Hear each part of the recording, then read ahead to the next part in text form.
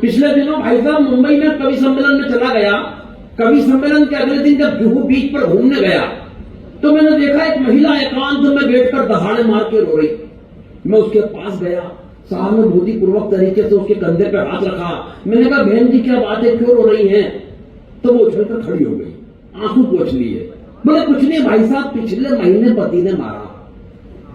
मैंने कहा पिछले महीने मारा और आप आज रो रही हैं? बोले फुर्सत ही नहीं मिली। मिलजुल कर काम करना चाहिए। हमारी सरकार तक हमें इंस्पायर कर दी कि मिलजुल के काम करो, इससे देश आगे बढ़ता है। और मिलजुल कर काम करने का साहब इससे बड़ा उदाहरण नहीं हो सकता कि जो ज्यादा कर्ज लेगा वो देश छोड़ के भाग जाएगा, जो कम कर्ज लेगा सरकार उसका माफ कर देगी, और जो बिल्कुल भी नहीं लेगा वो इन दोनों के मिलकर चुकाएगा। तालियां कर दें आपकी। वाह वाह वाह, क्या देंगे, वाह वाह, गोविंद भाई कमाल। सच बता रहा हूं, फुर्सत निकालकर इतने लोग कवि सम्मेलन के लिए आए हैं, क्या बढ़िया बात है। साहित्य के लिए आप लोग इस अनुराग से जुटे हुए हैं, वरना महानगरों की हालत खराब है साहब, किसी के पास फुर्सत नहीं है। पिछले दिनों भाई साहब मुंबई में कवि सम्मेलन में चला गया। कवि सम्मेलन के अगले दिन जब जुहू बीच पर घूमने गया तो मैंने देखा एक महिला एकांत में बैठकर दहाड़े मार के रो रही। मैं उसके पास गया, सहानुभूति पूर्वक तरीके से उसके कंधे पर हाथ रखा। मैंने कहा बहन जी क्या बात है, क्यों रो रही हैं? तो वो उछलकर खड़ी हो गई, आंसू पोंछ लिए। बोले कुछ नहीं भाई साहब, पिछले महीने पति ने मारा। मैंने कहा पिछले महीने मारा और आप आज रो रही हैं? बोले फुर्सत ही नहीं मिली। मैं कहना ये चाहता हूं कि महानगरों में रोने की फुर्सत नहीं है, मगर आप हंसने के लिए फुर्सत निकाल कर रहे हैं। कमाल कमाल। और दिनेश भैया फुर्सत का ये आलम है। एक दिन मेरी पत्नी अपने काम में व्यस्त, मैं अपने काम में व्यस्त, न उसे फुर्सत न मुझे फुर्सत। अचानक उसने मेरी तरफ कोई काम उछाला। मैंने कहा देख आज काम मत बता देना, आज मुझे मरने की भी फुर्सत नहीं है। मेरे अंदाज में पलट के बोली आज मर भी मत जाना, मुझे रोने की फुर्सत नहीं है।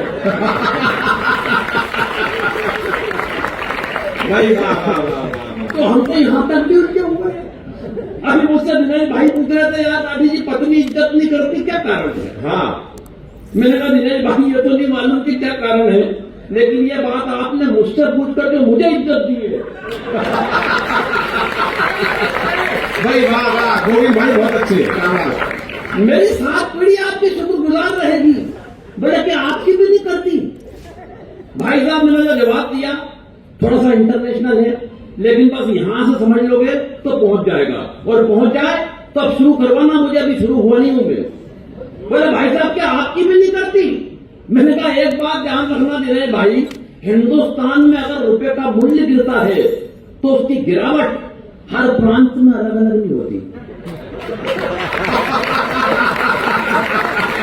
भाई एक बार जरा जोरदार तालियां बजा दो साहब। कमाल कमाल गोविंद भाई, यू आर ग्रेट। अरे ये बोले सच बताओ क्यों नहीं करती? मैंने कहा एक बात ध्यान रखना दिनेश भाई, जब कोई लड़की मायके से बजा होकर ससुराल में आती है, अपने पिताजी को छोड़ के आती है तो बदले में ससुर साहब मिलते हैं। माँ को छोड़ के आती है बदले में सासू माँ मिलती है। बहन को छोड़ के आती है बदले में ननद मिलती है। भाई को छोड़ के आती है बदले में देवर मिलता है। मगर ऐसा क्या छोड़ा कि तुम उनमें पल्ले पड़े? बोले भैया ऐसा तो कुछ भी नहीं छोड़ा। मैंने कहा फिर एक बात समझ लो भाई कि जो चीज फोकट में मिली है उसकी इज्जत कौन कर रहा है? भाई वाह वाह गोविंद भाई वाह, जिंदा हम तो वो फोकती है सर। हालांकि मैं पत्नी पे कोई कविता लिखता नहीं सर, पत्नी पे कविता वो लिखता है जो कुंठित होता है। सच बता रहा हूँ, जिसकी अपनी पत्नी से अंडरस्टैंडिंग नहीं होती। अंडरस्टैंडिंग के मामले में और मेरी पत्नी लाजवाब। क्या अंडरस्टैंडिंग है हमारी। 27 साल हो गए शादी को दिनेश भैया, मगर 27 साल की शादी की जिंदगी में उसने कभी मुझसे गंवार, मूर्ख, बेवकूफ, नालायक, पाजी, गधा, जाहिल ऐसे किसी शब्द का इस्तेमाल नहीं किया। कारण अंडरस्टैंडिंग इतनी कमाल की है, इतनी कमाल की है कि बस वो नजर भर देखती है और मैं समझ जाता हूं इनमें से क्या कह रही है। भाई वाह वाह वाह वाह वाह वाह वाह वाह, भाई गोविंद भाई बहुत अच्छे, भाई कमाल कर दिया गोविंद भाई वाह। सच एक दिन मेरा सारा नहीं बोला देखो टीवी, मैंने कहा क्या हो गया? बोले पिक्चर आ रही है शराबी, अमिताभ बच्चन की। अमिताभ बच्चन की फिल्म आ रही है शराबी। पूरी फिल्म में पट्टे ने एक बूंद शराब की है। मैंने कहा मूर्ख हो रहा, उससे बड़ा एक्टर में। बोली कैसे? मैंने कहा 27 बरस से रोजाना पीने के बाद जो नहीं पीने की एक्टिंग मैं कर रहा हूं वो तुझे क्यों नजर नहीं आती?